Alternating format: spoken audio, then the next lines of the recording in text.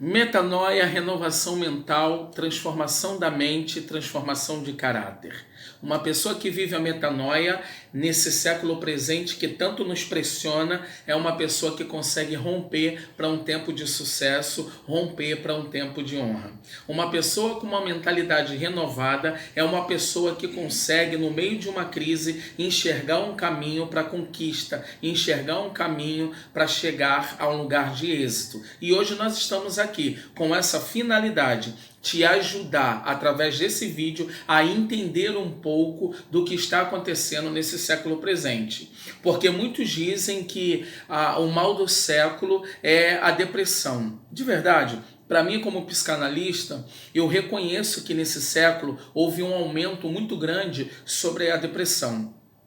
Houve um aumento muito grande de pessoas depressivas, pessoas paralisadas pelo que estão passando, né? pela ansiedade, né? pelo aumento da ansiedade que se gerou uma depressão. É bem verdade que as pessoas estão depressivas, sim, mas para mim a depressão não é o mal do século. Para mim o mal do século é a falta de informação. As pessoas não têm informação. As pessoas elas vão aderindo, né, informações erradas e começam a criar sua vida se pautando dentro de informações que são enganosas, de informações que são fraudulentas, de informações que não são verdadeiras. E toda pessoa que se apoia numa mentira, ela constrói na sua vida um padrão errado, um padrão destrutivo, um padrão fragmentado. E pessoas fragmentadas, elas só vivem paralisadas, elas não conseguem romper. Então a nossa finalidade aqui hoje é liberar sobre a sua vida o entendimento. É liberar sobre a sua vida uma renovação da sua mente. Porque uma pessoa que tem uma saúde mental, ela analisa toda a informação que ela recebe para ela poder planejar, para ela poder administrar e assim ela poder investir e chegar ao êxito, né? Nós precisamos nesse século presente que tanto nos envia mensagens fragmentadas, mensagens que são paralisantes, que são limitantes, que nós começamos a construir uma vida de derrota, uma vida paralisada, uma vida sem esperança, uma vida de rompimento. Escuta, olha aqui para mim, escuta, hoje é o dia em que você precisa mudar a tua mentalidade para você crescer dentro de você. O processo de restauração é de dentro para fora. É de dentro para fora. Não adianta você adornar o externo quando o interno está destruído. Então você precisa primeiro curar o interno para depois você restaurar o externo. Na verdade, o externo ele vai ser resultado do interno. Então a nossa finalidade aqui hoje é essa. Falar sobre essa transformação mental, né? Falar um pouco sobre o que está acontecendo dentro do nosso século, que é a depressão. A depressão nada mais é do que transtorno. A depressão nada mais é do que um transtorno psiquiátrico que faz a pessoa ser atingida por uma tristeza que lhe paralisa, uma tristeza que vai aumentando a cada dia e que vai trazendo uma paralisia dentro dos seus sentimentos, dentro das suas reações, dentro daquilo que você precisa atuar, que você precisa se desenvolver e você simplesmente não consegue, porque é uma tristeza paralisante, né? E hoje eu estou aqui com a Sandra e a Sandra ela pode falar isso com muita propriedade, porque a Sandra passou pela depressão e passou pela síndrome do pânico, né? E hoje a Sandra ela desenvolve palestras, desenvolve essas palestras para trazer às pessoas o conhecimento de uma liberdade que é possível elas viverem. Mas o maior problema é que quando nós estamos dentro de um padrão limitante, o que nós damos ênfase é a paralisia. O que nós damos ênfase é o sentimento de ser coitadinho, Sim. de não conseguir romper, de não conseguir chegar a algum lugar para que as pessoas tenham pena da gente. Isso é uma realidade. Mas hoje a gente quer dissertar sobre isso. Sandra, você podia falar para a gente um pouquinho sobre essa questão que você passou da depressão? Olá a todos. Sim, é um assunto fundamental, de suma importância. E isso é verdade. Muitos casos se agravam por falta de informação. Exato. Porque geramos sentimentos, muitas das vezes, de que é o fim. E isso cresce porque não somos informados do que é de fato o que está gerando aquilo tudo que a gente está sentindo naquele momento. Na verdade, você é pego de surpresa.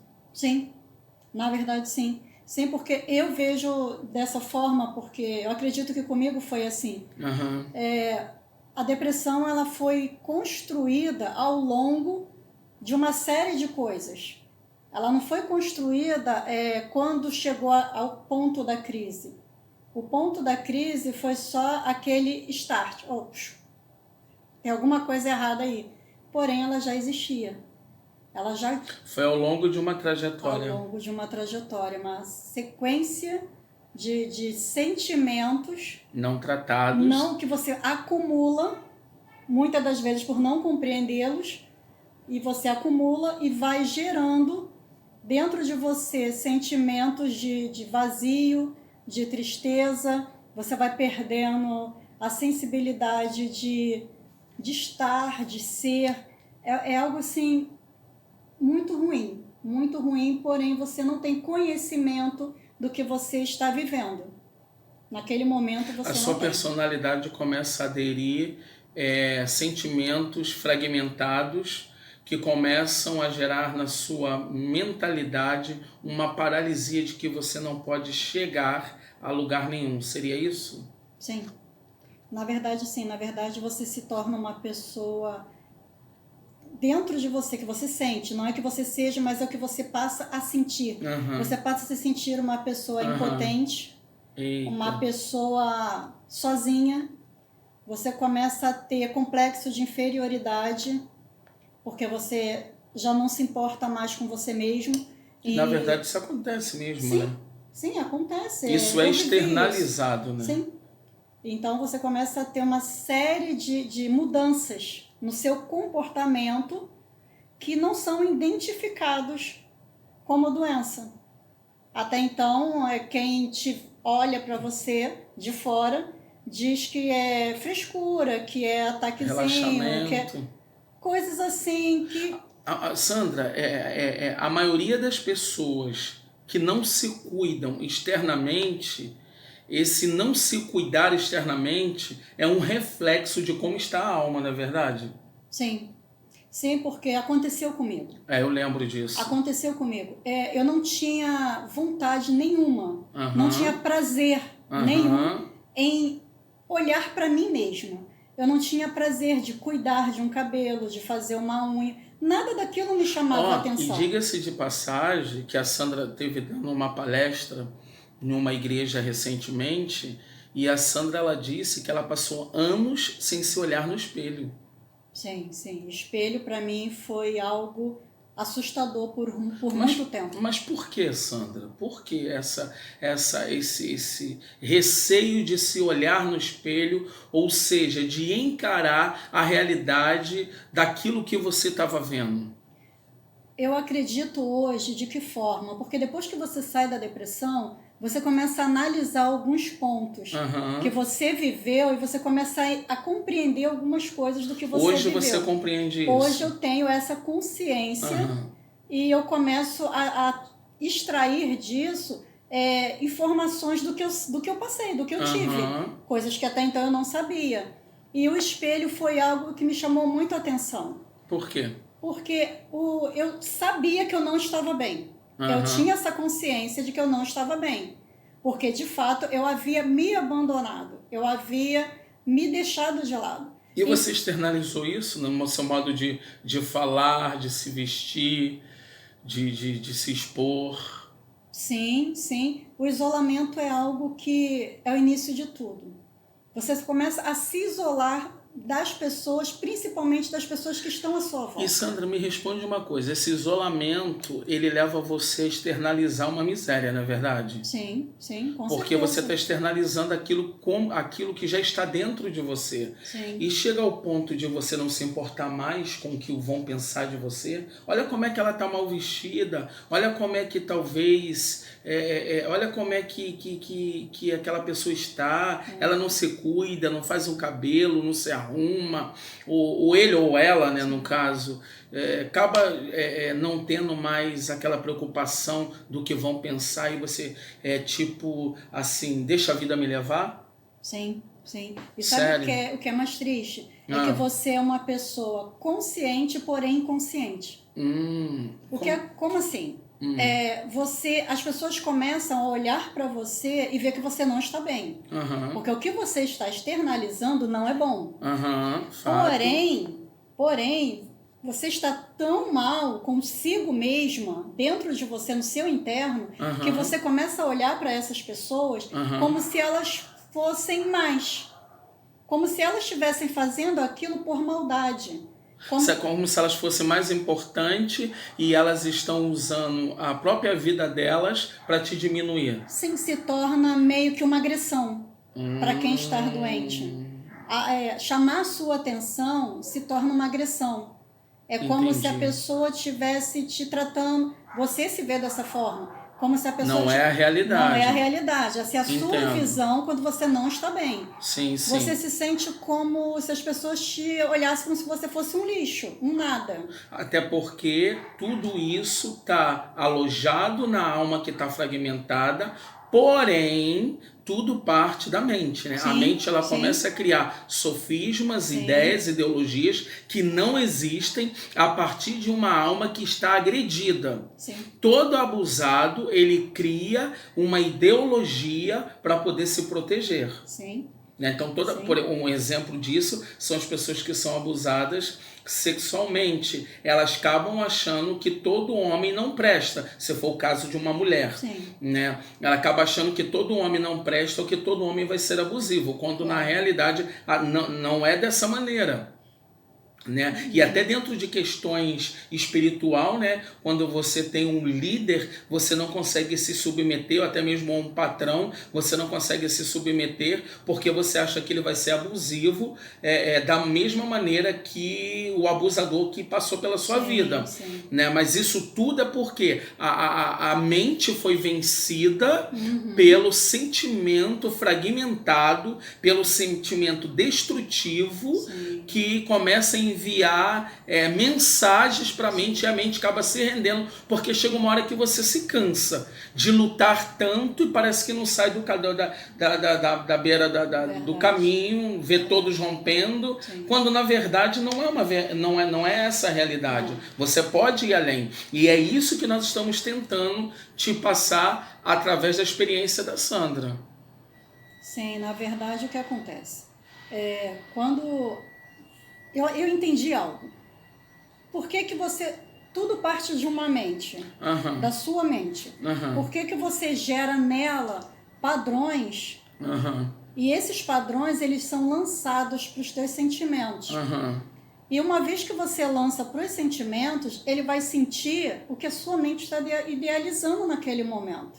Então, se você vai ter sentimentos de tristeza, frustrações, tudo para você vai ser contra você. Tudo vai ser contrário a você. Mas a sua mente não falava para você, a sua mente não gritava falando assim: isso é coisa da sua cabeça, para com isso. Havia momentos que acontecia isso? Sim, quando você tenta reagir, porque você consegue identificar que já está ao extremo. Então você tenta reagir. Quando você tenta reagir, você fica: para que não está legal, tem alguma coisa errada. Isso é coisa da sua cabeça.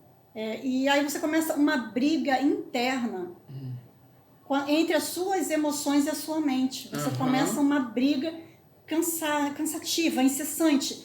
E por ser cansativo, você acaba se rendendo ao padrão fraudulento da alma. Você acaba se rendendo porque você cansa de lutar. Você cansa de brigar por uma resposta. Então você para e se entrega.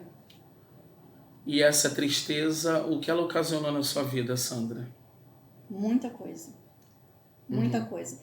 Porque, na verdade, quando você entra nesse nível de tristeza intensa, que é ocasionada por essa bagunça que os sentimentos vão gerando dentro de você. E essa é a palavra exata, né? Vira uma bagunça. Desordem. Exatamente. Automaticamente, essa tristeza, ela te faz você se afastar de todo mundo que está próximo a você. Por quê? Porque você começa, dentro daquele sentimento, a identificar que ninguém está nem aí para você. Que ninguém liga para você, que ninguém gosta de você, que você está sozinho, que você é ninguém. Você começa a ter um sentimento. Isso, na verdade, é um sentimento, não uma realidade. Não era uma realidade. Não, é um sentimento de impotência, de uma fragmentação, algo que vai te envolvendo de tal forma tão intensa que você começa a ver coisas aonde não tem. Onde não existe. Você começa a ver coisas, a ver situações que não aconteceram, você começa a ver nas pessoas coisas que elas não fizeram e até mesmo você começa a culpar pessoas por coisas que não existiram. Porque você está se sentindo daquela forma, você está triste, então você precisa chamar a atenção de alguma forma. E como você chama a atenção de alguma forma? Se colocando como se colocando como doente, como coitada. Eu preciso de atenção, eu preciso que olhem para mim. E aí você começa... Então, Sandra, eu sou psicanalista, né? E sou mestre em psicanálise também, né? Me formei e pastor. A Sandra também é pastora. E nós temos essa meta de ajudar pessoas a saírem dessa realidade miserável, dessa realidade falida, fragmentada. E a Sandra tem andado aí, pregado pelo Brasil, ou melhor, ministrado pelo Brasil, né, como fora do Brasil também. Nós temos feito isso com essa intenção de mostrar para as pessoas que elas podem mudar.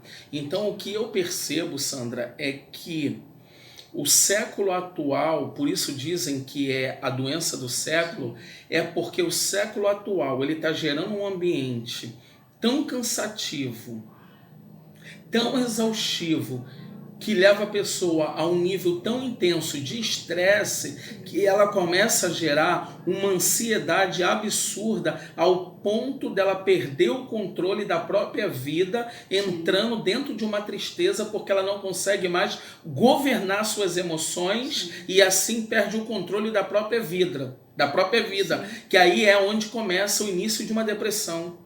Verdade. Então, que tem que se começar a tratar hoje, analisando na sua própria vida, analisando o que você está falando, que nós precisamos tratar as nossas vidas, primeiramente analisando o ponto de partida, aonde começou essa ansiedade que gerou o resultado de uma depressão, porque ninguém fica depressivo da noite para o dia. E uma coisa que eu posso te dizer como terapeuta é o seguinte: a depressão ela parte de um acúmulo de coisas dentro da sua vida. A sua lixeira abissal ela fica sobrecarregada ao ponto de explodir, gerando reações. Quando vocês, como a Sandra disse com uma grande propriedade, quando você começa a manifestar a crise, é porque a doença já está instalada há muito tempo e você não percebeu. Porque o corpo começa a sinalizar com uma enxaqueca, com uma dor de estômago, com um desânimo, com um cansaço excessivo. E nós não vamos dando ouvidos, ou melhor, não vamos dando atenção devida a essas reações para que a gente possa, de fato, paralisar no início da situação, para que não vire uma depressão, porque a depressão já é a neutralização dos seus sentimentos, já é a paralisação da sua vida. Então nós precisamos hoje, dentro desse século, por isso o apóstolo Paulo, a Bíblia já fala em Romanos 12, que nós não devemos nos amoldar ao século atual, porque o século atual, você liga uma televisão, é só morte, é só assassinato, é suicídio, suicídio, é depressão, é doença, não vai haver cura, não problemas financeiros. E nós perguntamos aonde a nossa mentalidade vai criar esperança para uma mudança se aquilo que nós estamos vendo e ouvindo é só derrota. Por isso que o ambiente que nós estamos inserido determina o que nós vamos ser. Por quê? Porque nós vamos aprendendo, nós vamos criando experiências a partir dos relacionamentos em que nós estamos associados. Então, nós precisamos começar a entender que a depressão nada mais é do que acúmulos de sentimentos que não foram tratados, que não foram resolvidos e que virou uma bola de neve, como a Sandra disse, e que foi gerando transtornos que viraram padrões normais na sua vida, porém destrutivos. Mas que é possível haver uma mudança. Que é possível haver uma transformação. E como é que você fez, Sandra? Porque você está dizendo para mim que você chegou ao ponto de achar que ninguém se importava com você, ao ponto de você paralisar a sua vida, mas eu recordo-me que você disse para mim que você, mesmo estando depressiva, você ia trabalhar. Sim. O que acontece? A depressão, ela quando chega no estopim, não é a depressão. Quando a tristeza ela chega no seu estopim, no máximo dela, ela começa a gerar crises. Só que essas crises, elas começam a se externalizar, elas começam a sair para fora. E como ela faz isso? Ela sai trazendo sintomas no corpo. O corpo começa a reagir. Começa a reagir, você começa a ter disparo no peito, você começa a ter falta de ar. Começa a ter arritmia, né? Você começa... É uma coisa assim, impressionante. Aí você começa a ter falta de ar. Medo é algo assim, surreal. Medo é algo que toma conta de você de tal forma. Só que existem dois casos. Quando você tem que continuar, mesmo sentindo medo, você continua. Mas o medo está ali. Você tem a capacidade de continuar mesmo tendo medo. Você consegue continuar mesmo tendo medo porque existe... Fragmentado, mas continua. Continua porque existe ali uma razão para você continuar. No meu caso, eu tinha que continuar porque eu tinha filhos pequenos para criar, eu precisava trabalhar. Então, assim, eu acordava e eu dizia, poxa, ou eu trabalho ou meus filhos vão passar fome. Então, eu tinha uma motivação para ir. Porém... eu ia, mas a doença estava ali, ela não some com isso. Estava alojada. Ela estava ali corroendo. É como se eu tivesse que vencer um dia após o outro. Era como se eu tivesse que acordar todos os dias e falar, acordei. E agora, como vai ser? Será que eu vou chegar até a noite? É uma sensação horrível, de incertezas, de você não saber se você vai chegar ao fim do dia. É horrível, é triste. Porém, é uma decisão que você também precisa tomar. De continuar e tentar, ou você se entrega definitivamente. Que é o que acontece na maioria dos casos. As pessoas se jogam em cima de uma cama, num quarto escuro, e ali elas se entregam por completo. Na verdade, a depressão ela te leva a uma paralisia de todos os sentidos emocionais, a ponto de você não ter reação de continuar, né? Uma das coisas que a gente precisa analisar é que muitas pessoas chegam até o suicídio, mas eu acredito que o suicídio ele parte quando entra o pânico, não? Sim. Porque você teve a síndrome do pânico depois da depressão. Sim. A depressão ela chegou num estágio porque naquela época eu estava sozinha. Foi algo que, assim, para mim foi muito Esse processo muito que você passou, Sandra, você passou sozinha? Sozinha. Eu tinha 2 filhos pequenos e estava dentro de uma casa e era eu e as minhas 2 filhas. Eu estava completamente sozinha. Em que questão? Eu tinha ali a família, sabiam que eu estava na situação, porém, existem momentos que não tem muito o que ser feito. Exato, porque depende de porque você. É algo que é seu, é algo que você precisa vencer. Quando eu entrei na síndrome do pânico, Hoje eu entendo isso, na época eu não entendia, mas eu entendo hoje o seguinte: a síndrome do pânico, ela é algo muito, muito pessoal, porque é tudo gerado na mente. Você ouve vozes o tempo todo. Então, Sandra, já sai de uma esfera comportamental, de uma esfera da alma, e já começa a dominar a sua mente. Você acabou de falar agora que você já começava a ouvir vozes. Sim. Então isso me relata, será que eu posso dizer, quer dizer, eu como psicanalista, eu acredito assim, tá? Então também entra uma questão espiritual. Sim, com certeza. Porque não é normal uma pessoa começar a ouvir vozes da noite para o dia. Uma coisa leva a outra. Entendo. Por isso, muitas das vezes, quando falamos da depressão, da síndrome do pânico, é impossível não falar da ação de Deus num momento como esse. Tremendo isso. Não, é impossível. E aqui nós não estamos falando de religião. Não é. Porque religião não cura ninguém, Não. Religião não salva ninguém. Nós estamos falando de um Deus que criou seus filhos para viver o melhor dessa terra. Sim, nesse caso estamos falando de fé. Exato, essa é a palavra primordial, fé. Fé, porque sem a fé não há esperança. Sem tremendo. a esperança, não há vida. Uau! Então, uma coisa leva a outra. Isso. Não tem como. Isso. Então, por mais que eu me sentisse sozinha, o que me faltava não era minha mãe, não eram os meus irmãos. O que me faltava era algo além de tudo isso. Naquele momento, o que lhe faltava era algo maior do que toda a realidade que você estava passando. Era algo que iria me impactar para que eu acordasse daqui turbilhão que eu estava vivendo e me trouxesse de volta a uma realidade de que tudo aquilo estava tudo aqui, ó, na mente, e que precisava cessar. E aí, como é que você conseguiu? Porque a gente começou falando de depressão, né? Que começou dentro parte de um padrão de ansiedade, o acúmulo de ansiedade, que se transforma em padrões tão destrutivos que viram uma depressão, e isso se aloja onde? Na alma, que gera sentimentos tão agressivos que o corpo começa a gritar, gerando doenças, gerando reações para que você acorde e siga para um caminho que vai lhe trazer restauração nessa área. E é óbvio, isso é uma trajetória que você vai ter que fazer.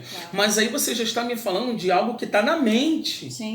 Como lidar então, Sandra, com algo que já está destruído, um corpo que já está doente, uma alma que está fragmentada e agora uma mente que está sendo deletada da sua personalidade, uma mente que está sendo fragmentada, aonde você não vai com o tempo conseguir mais saber quem você é. Você vai perder a sua identidade, porque uma das coisas que você precisa entender é que chega uma hora que as crises são tantas que você perde a sua identidade. Eu fiz enfermagem e eu tive que fazer 7 meses de estágio dentro de um hospital psiquiátrico, e o que você percebe é que as pessoas lá dentro perderam a sua personalidade, que as pessoas perderam a sua identidade, e quando você não sabe quem você é, você já não sabe mais qual passo a dar. Como você reagiu diante disso? Uma depressão acompanhada de um pânico. Eu acredito, eu não cheguei a esse nível, mas eu acredito que é nesse nível, nesse estágio da doença. Graças a Deus, né, Sandra? Graças a Deus. Que surge o suicídio. Porque você perde. As pessoas tentam contra a sua própria vida. Por quê? Não tem mais expectativa de nada. Exatamente. Acabou aqui, não vai acontecer mais nada. São estágios. Se você identifica a depressão no início, percebe que você está doente, você procura ajuda, você vai se tratar. Quando você não trata, ela vai começar a trazer para o corpo. São coisas que têm que ser observadas do início. No corpo, se você não trata e continua o processo, você vai chegar no pânico. Eita! Por isso, eu me espanto hoje eu me espanto, até mesmo com a sociedade, de ver tanto suicídio. E as pessoas mal falam disso e não se importam com isso. Parece não se importar com isso. E é sério. Chega-se a esse nível. Porque eu estive dentro do pânico e eu sei como é difícil estar lá. Você perde a sua identidade, você perde os sentidos, você perde a motivação, a razão, você se torna... eu dizia para mim mesma que eu era um vegetal. Eu me tornei um vegetal. Eu já não sabia mais quem eu era, o que eu sentia, se eu tinha algum tipo de sentimento. Eu já não sabia mais quem estava ali comigo, quem não estava. Vegetando, um zumbi sem vida. Sem vida. Uma pessoa que caminha, uma pessoa que saía para trabalhar, mas porém que não tinha vida. Porque não ter vida não é somente quando você morre. Na verdade, você gerou um padrão, um padrão repetitivo, um ciclo repetitivo. Sim. Sair pela manhã com medo, sair pela manhã ouvindo vozes, que você dizia para mim que você ouvia vozes que você ia morrer, que tinha pessoas te perseguindo, mas eu precisava ir trabalhar porque eu precisava dar de comer para minha família, para as minhas filhas. E chegava em casa, a situação continuava. Era a mesma coisa. Era mais uma noite a ser vencida para o dia seguinte. Havia falta de ar? Muita. Falta de ar. Chegava a ter febre. Então, os sentimentos, Sandra, os sintomas. Vamos lá, desde a depressão até o pânico. A gente sente de tudo um pouco. E vai se agravando. No seu caso, o que você sentiu, por exemplo? Então, de início, inicia-se com a tristeza e o vazio, né? A solidão. Começa aí. Os sintomas externos, cansaço, dor no peito, vontade de não fazer mais nada, vontade de não se cuidar. Você não tem mais vontade de olhar para si mesmo. Você automaticamente se abandona. Você perde a vaidade. Você começa a ter complexo de inferioridade. Eita. Se as pessoas olham para você, você acha que já estão olhando porque estão debochando de você, estão rindo de você. Então, você começa a ter esse tipo de sensação. De que você é um nada e as pessoas estão te olhando, estão te criticando, estão te acusando. E até quando chega o pânico, que você perde os sentidos. Eu acho que eu consigo dizer isso. Você perde completamente os sentidos. Porque você começa a ouvir vozes dizendo que você vai morrer o tempo todo. E quando você tenta lutar contra essa voz que diz que você vai morrer, aí a voz diz que vai te matar, que você vai sofrer um acidente, que o carro vai passar em cima de você, ou que você vai terminar no meio de uma calçada como um mendigo. Meu Deus. É triste. São sentimentos tristes e que vão te consumindo, porque não cessam. É um dia após o outro e uma voz atrás da outra tentando te paralisar. E aí você começa a ter febre, falta de ar, você tem vontade de deitar numa cama e não se levantar dela de maneira nenhuma. Você pensou em suicídio? O suicídio eu não cheguei a pensar em cometê-lo. Porém, o tempo todo as vozes me davam a sensação de como seria. Por exemplo, muitas das vezes eu ficava em pé na calçada para atravessar a rua vindo do trabalho. E eu tinha aquela sensação, passa na hora que o carro estava vindo. Era como se... Ou seja, havia uma manipulação para que você